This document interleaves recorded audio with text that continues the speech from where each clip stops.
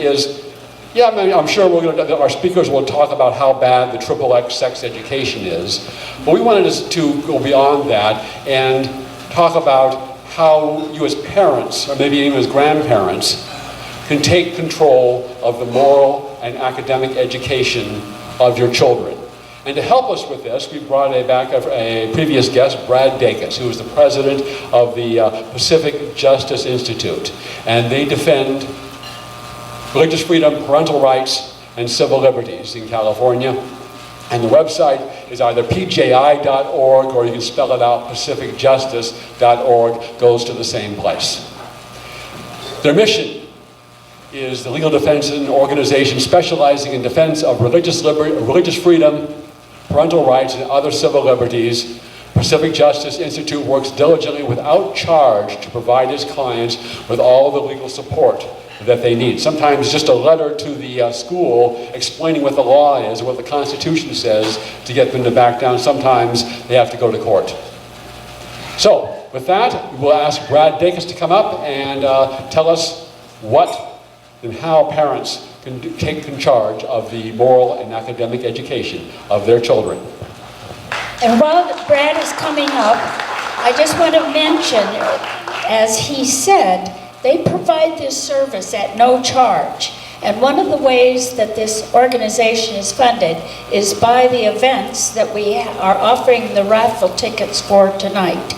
This is their foundation, and this is how they raise their funds to keep their operation going. So glad you're interested and will help us make this work. So I'll turn this microphone over to Brad. Thank you very much. It's really, I always love coming here because the food is just so good. No. I did wolf down that cabbage dish, corned beef and cabbage. That was great. No, the reason I like coming here is because there's so much enthusiasm, and not just enthusiasm, but people who are willing to take action. I was so impressed as you laid things out. We got something here. Who's interested? I saw in the corner of my eye, I saw hands going up. Who's interested in doing this? Hands going up. And that's so encouraging because we have trying times in many ways. But often it just is a matter of just people wanting to get involved and make a difference. And that's what this is about. You guys are involved, action, and having a real impact and a real difference. And so to me, it's a real privilege to be here today. How many heard of Pacific Justice Institute before? Raise your hand. Okay, very good. Good number you have. So in case I don't forget, I want to go and mention it now. If you are not already receiving our case updates, whether it's our Legal Insider via email once a week, just a short update, or our monthly update, Case Focus update, please fill this out so we can keep you guys updated with both. I'd really appreciate it. It means a lot to me personally. It's a little sheet there you'll find on your table, and if you guys could do that, I would really appreciate that, keeping you aware of what's going on. In 2 Timothy chapter 3, verse something, there's an exhortation for us to be watchful in all things.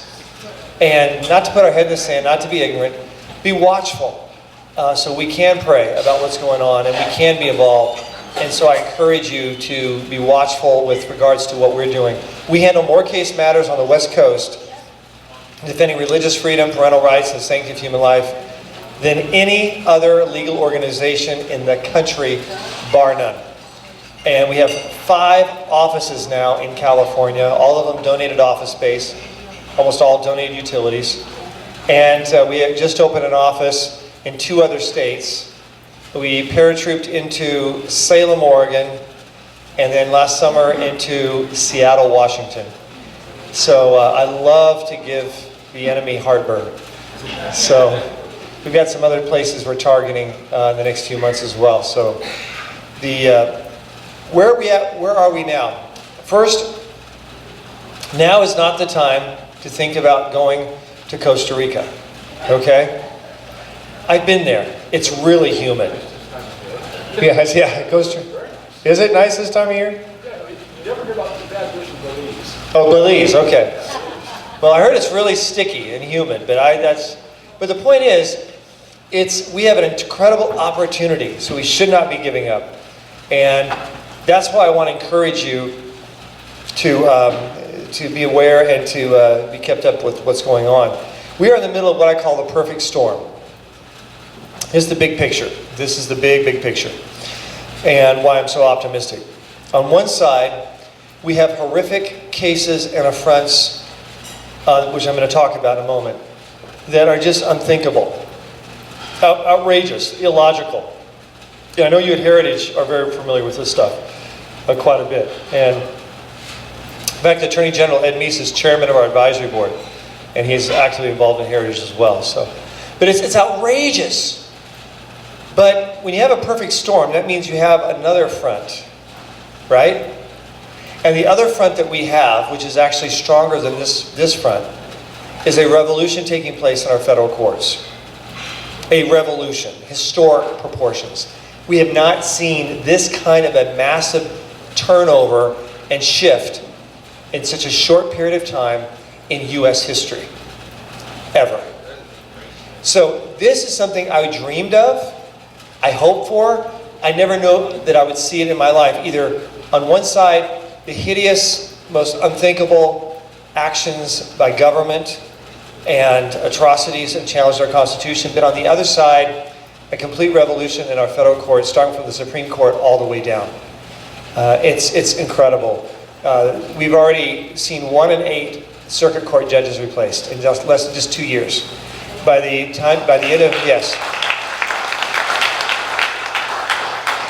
end of the Trump administration's first term, not his second term, just his first term. See, I'm thinking the right way.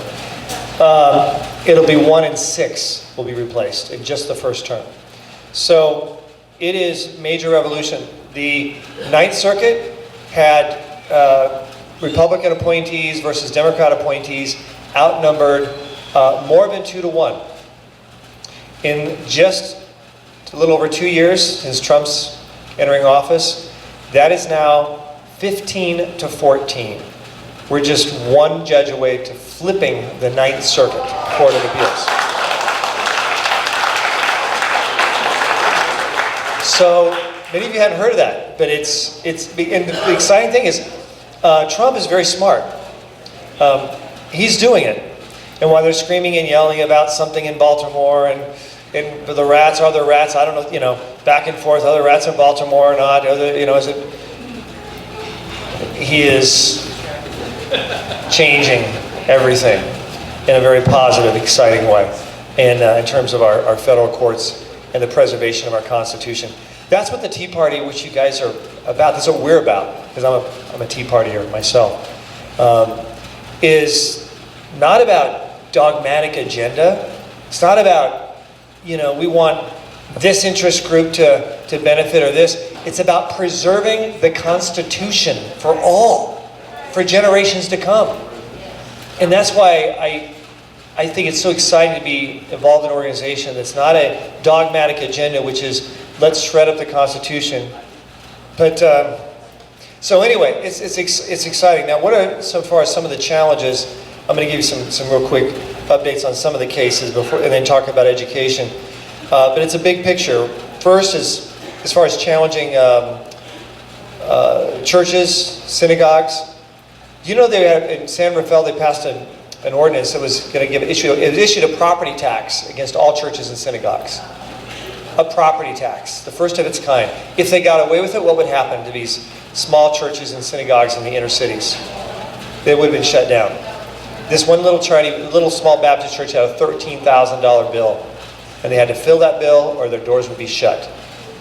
I think it's unconstitutional. How many think it's unconstitutional for the government to tax and shut down churches?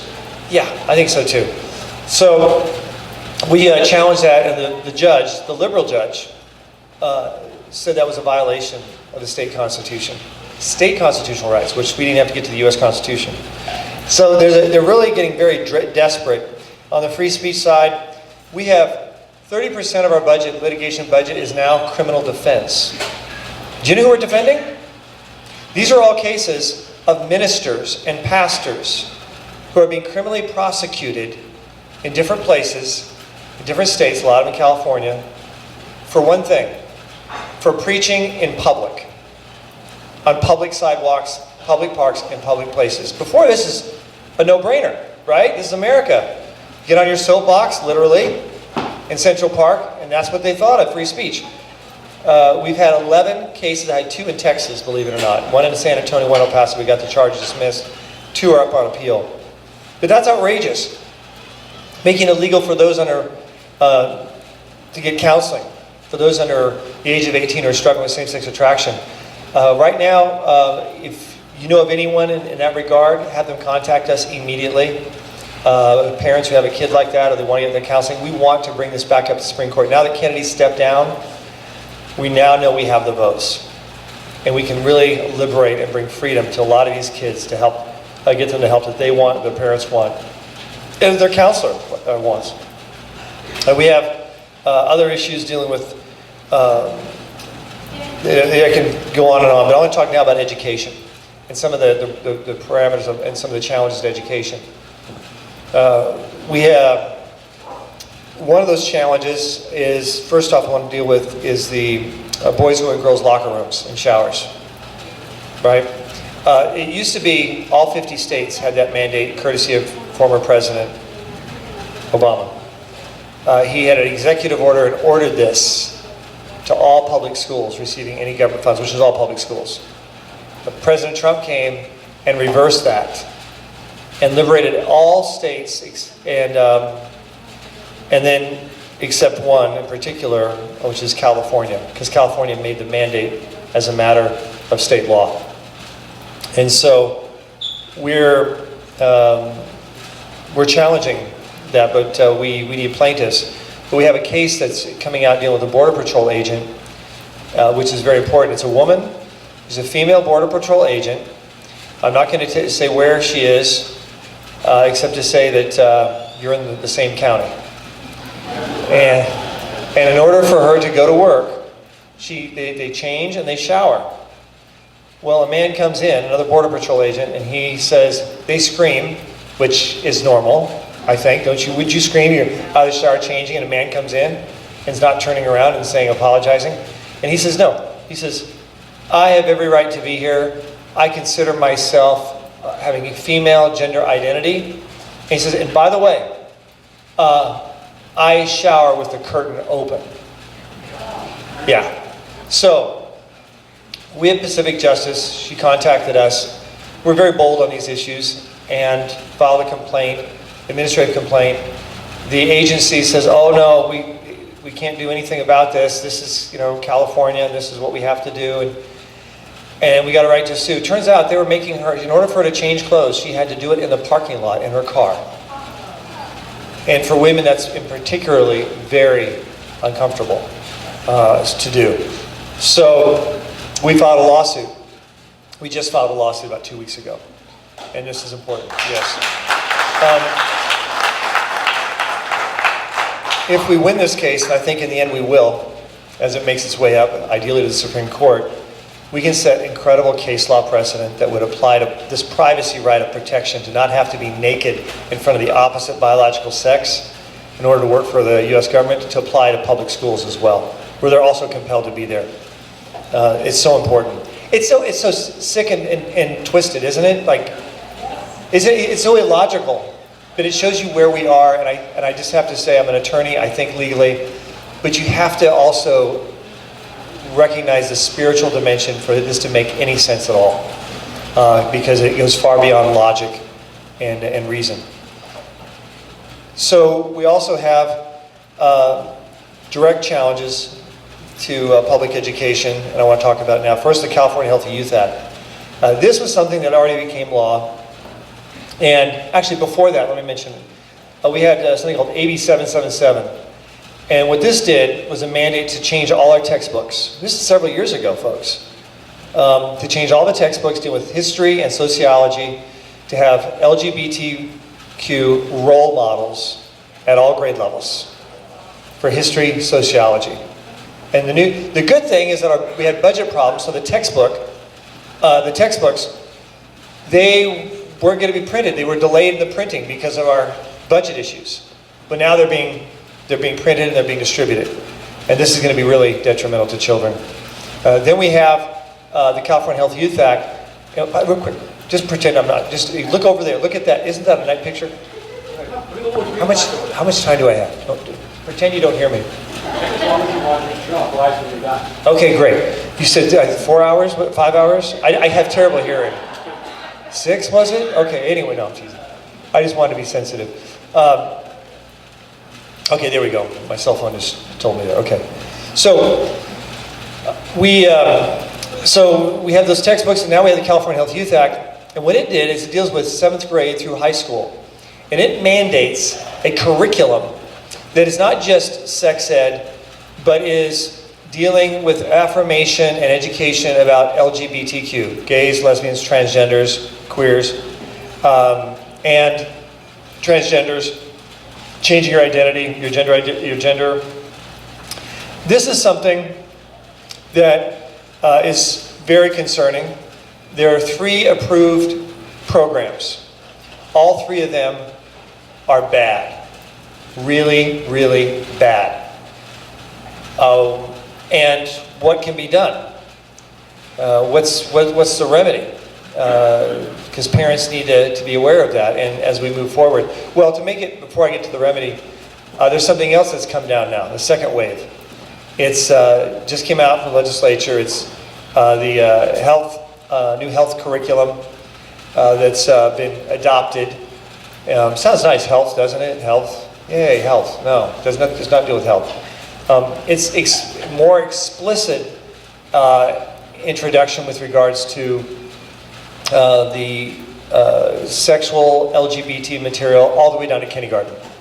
Now, it's technically recommended. Not mandated, it's recommended. However,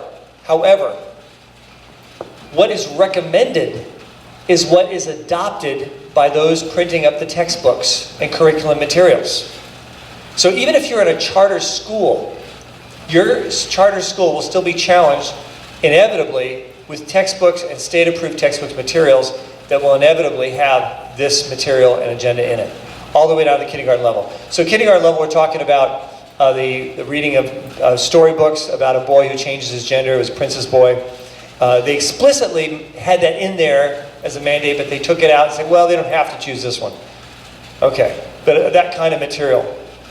Also, 2 men who are in a relationship, or in the alternative, also 2 transgender persons who, biologically a man, but they have breasts like a woman, and they come into class down to the kindergarten level, and they say, in age-appropriate ways, I'm sure. Age-appropriate ways. But they tell the children that you can, this is to quote, you can be a boy on the outside, but be a girl on the inside. You can be a girl on the outside, but be a boy on the inside. You can be both, neither. You can be all this. These are all possibilities.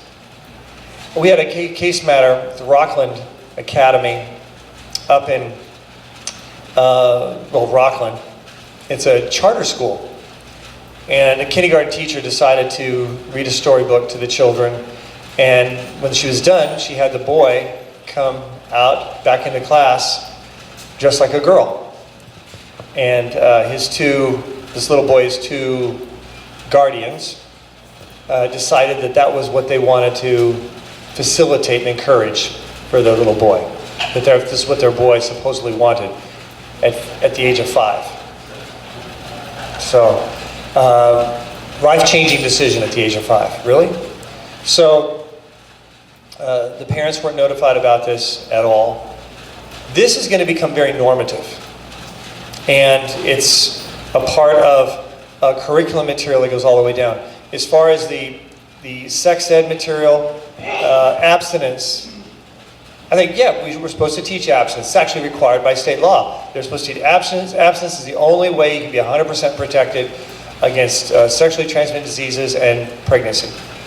Abstinence. Well, they have now changed the definition.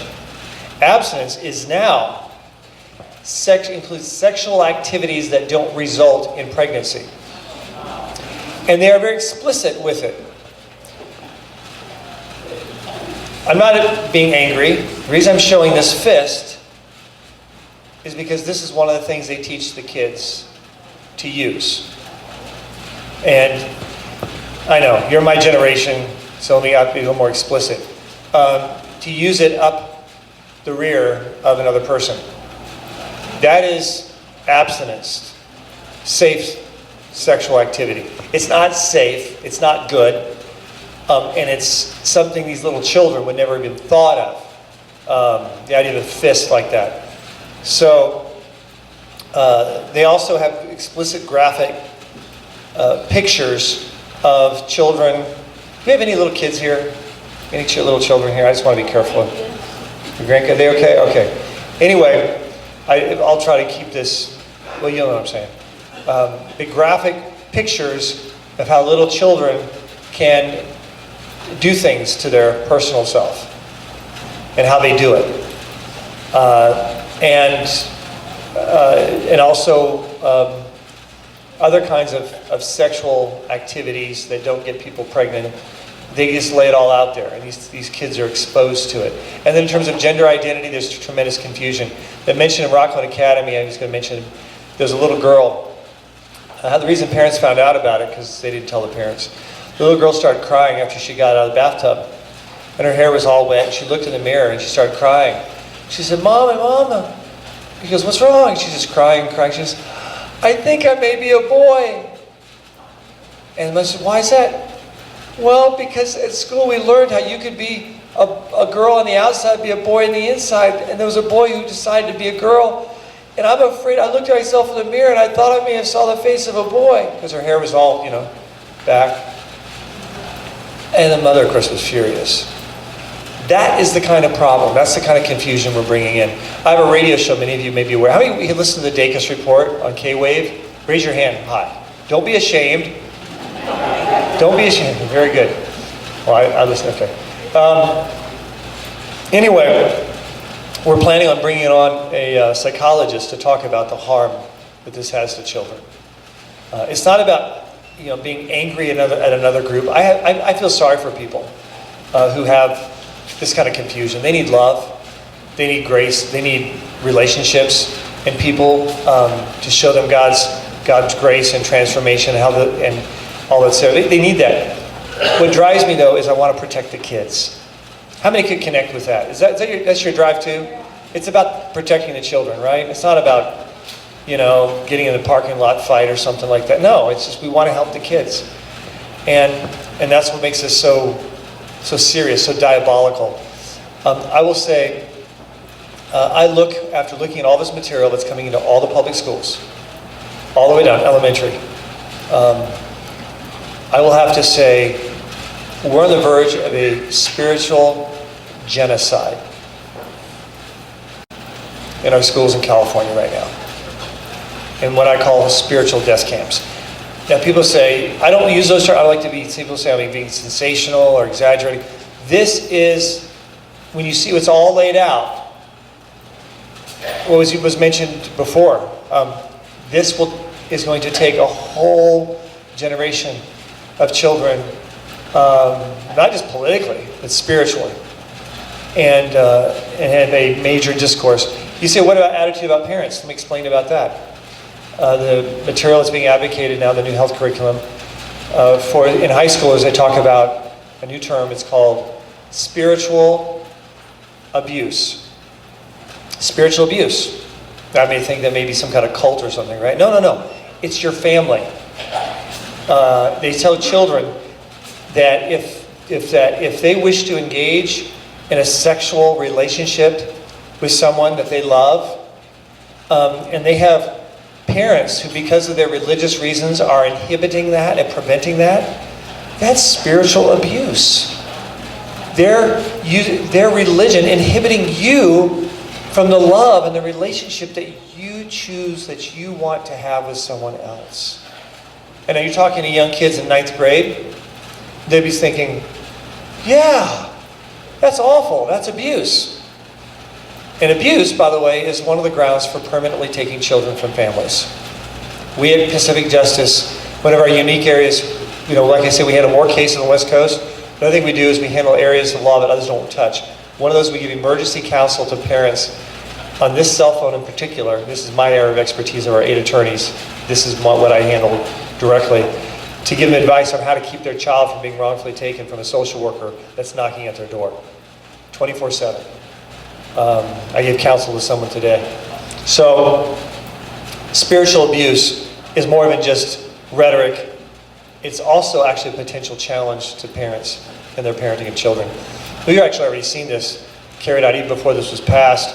A girl, she was 13, she wanted to become a boy. She wanted to become, I forget the boy's name was. And the parents, actually mom and dad, the dad was a pastor of a church. And this is in Southern California. Social worker was coming to their house the next day. Someone from the church said, you better call Pacific Justice just to find out. And I asked the pastor, I said, what are you going to tell them, social worker? He said, well, we're going to tell them that we believe with the Bible and that we're going to have our child get good biblical-based counseling, understand the truth and da-da-da-da-da-da. I said, okay, you're going to lose your child tomorrow if you say that. I said, here's what you need to say. And I told him what he needed to say, that he appreciates the hard work that this social worker is putting forth to help protect children like your daughter. And in such an insensitive, intolerant world. I says, use those terms, insensitive, intolerant, and the great diversity of different kids. Use diversity. And given all this instruction, he finally says, well, look, that's not what we believe. I said, oh, I know. I said, use love. You can use love, that's safe. You can always use love. But use love a lot. Love your daughter unconditionally. That was true. But I said, but the problem though is, when Moses had soldiers knocking on her door, and they said, do you have a baby? We're here to kill your baby. Do you have a baby? Did she say, oh, I have to tell the truth. It's in a little basket. It's down the river. You'll see 3 reeds to the right, and then you'll see, Did she do that? No. Why? That'd be a much greater harm. So she prevented a greater harm by not giving in and giving information to those wishing to use it for evil. And that's what we have to advise people right now in the state of California. We had another case like that right up in Sacramento. Similar, except it was a deal with sexual orientation. So our public schools are going to be working very closely with CPS, I believe, as they continue to flourish this. Most public high schools in California have at least 2 or 3 transgender kids that are openly wanting to change their gender. Why is that important? Well, first off, if they were just left alone, even at the elementary school level, more than 70% would work through their dysphoria and no longer have a dysphoria, if just left alone. But oh no, this material is going to push it and encourage it. And why is it important? Well, the average transgender person who goes down this path will not live to see their 30th birthday. Most will be dead by the age of 30 because of depression leading to suicide. That's why John Hopkins won't even do the surgery anymore. So that's the attack, and that's the severity of the attack. Now, what can parents do? I want to make sure I get onto that. There's so much material, and I encourage you to go to that seminar at Chino Hills. I know Gina Gleason, she's fantastic, and what they're putting on is going to be a very great presentation. Can you tell some of the resources you have at PGI for all sorts of activities? Oh yes, thank you. We have some really very important, valuable resources that can be very helpful. One is dealing with Reclaim Your School. It's a book you can download for free, which talks about how you can positively, proactively impact public schools. Now, that said, if parents can look at alternative choices, great. But this is a resource for model school board policies that we encourage for school board members to adopt, what teachers can do, what parents can do, ministers can do, students, etc. Very positive, very proactive. We also have an article called 12 Steps to Protect Your Child from Being Taken by CPS. Very important, very valuable as well. And then we have other resources called LGBTQ Month. There's a whole month that they set aside public schools to push this on a daily basis. You can see what is pushed each day in that month. And I believe it's October, if I'm not mistaken. So that's very important. Now, as far as the proactive side, if you're in a liberal school district, most school districts are union controlled, not parent controlled. What can you do? Well, first we have, on our website, we have opt-out forms. You can download those for free. For free, folks. Everything's free from us. We're weird lawyers. Those opt-out forms are on their Those opt-out forms I just heard are on their tables. Excellent, excellent. And then if you could pass those on and send those to others, that would be excellent. That'd be great. You just check the boxes. You'll find it very helpful. And that's helpful to some degree. Also, you as a parent have a right to review curriculum material. It's your right. And they have to make reasonable time and place to do it. So they can't say at 2 o'clock when they know you're at work and you can't get off work to do it. They have to make it reasonable. If not, you call us. We'll send them a demand letter. We'll take care of that for you. Okay? We will cover your back. We are the parents' advocates. That's what we do at Pacific Justice. So, and as far as a public school, a lot of parents are choosing to send a letter. We're working with parents. As far as the parent organization, you said Informed Parents of California, we're working very tightly with them. And as far as the sit-out campaign, and as far as the letters that parents might want to be sending to school districts saying, until you make these changes, we will be having our child in an alternative school until we see those changes. That's something we're working on together collectively. What about positive school districts with positive parent-friendly school districts? A couple things. One, you can encourage those school districts to combine, get this, hold on here, combine the sex ed, which parents can opt out of sex ed, with the LGBTQ California Healthy Youth Act, which you can opt out of. You combine those together, form a comprehensive sex ed curriculum, and then you can opt out of all of it. If you have a friendly school district, you can do it. School districts are doing it. Friendly school district. We work with the Orange County Board of Education, and they've done that for those under their authority. Another school at Tustin has done that. So this can be done if you have a friendly school board. And if you don't, think about running for office. Now may be a good time to do that. So that's what you can do there. Now, longer term, we are working right now behind the scenes to put together an alternative, a fourth curriculum, alternative curriculum that will technically meet the requirements of the state, technically, as we lawyers say, but be very parent-friendly. Very parent-friendly. And the state has been very specific and micro as to exactly what's required.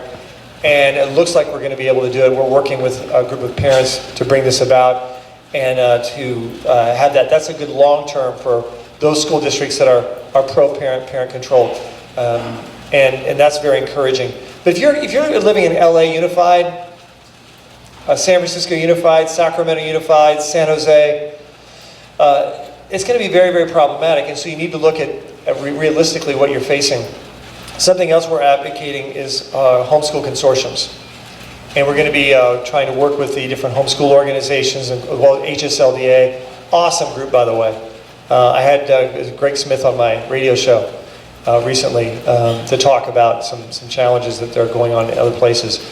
But and also CHIA, to work together to help coordinate places like churches up and down the state that we can serve as hubs for homeschooling families to work together. And for parents who have had kids in the public schools who need that support. Sometimes you have both parents working. We need to pull together and work together to save our kids. It's important. It's really important. So that's something that we're also going to be doing and working on as well, and to make a difference in a very positive way. I'm not going to open up for some Q&A because I do not want to go too long, and then I'm not going to be invited back, and I know that's what happened. And then we'll get to eat the corned beef and cabbage again. Yes? Oh, yes. Before we start. Oh, he's getting the other microphone going. And... Oh, there we go. What we're going to do is we have some supplemental speakers, and then we're going to bring everyone up for Q&A at the end of that. Okay, good. I want to be very sensitive to that. I didn't know we had some supplementals speakers, so that's awesome. I'm sort of out of touch. So anyway, I just want to say once again, if you guys could be so kind, we'd love to keep you updated. So if you could please be so kind to fill this out so we can keep you updated. We don't send you don't get a letter every 2 a week or 1 a week. I have a lot of kinfolk in Bakersfield, and I got to see them for holidays, and they would be all over me if I did that. So we're really very, very respectful and reasonable, but it means a lot to me personally if you could fill that out. We do all our work without charge. Also, if you'd like to support our work, financially. We have some envelopes on that little table back there where the registration was, and we also have some brochures if you want to take that to learn more about what we do. Anyway, it's great to be here. We're here to serve you. Now is not the time to retreat. Now is the time to go on the offensive. And let us never ever forget why we are on the offensive. It's to defend a Constitution not just for us. It's a Constitution for our children and our children's children. It's defending the fundamental rights that hold this nation together and make it the shining city on a hill. Let us never, never, never give up. Let us continue the fight. And by God's grace and providence, we can win. Thank you very much.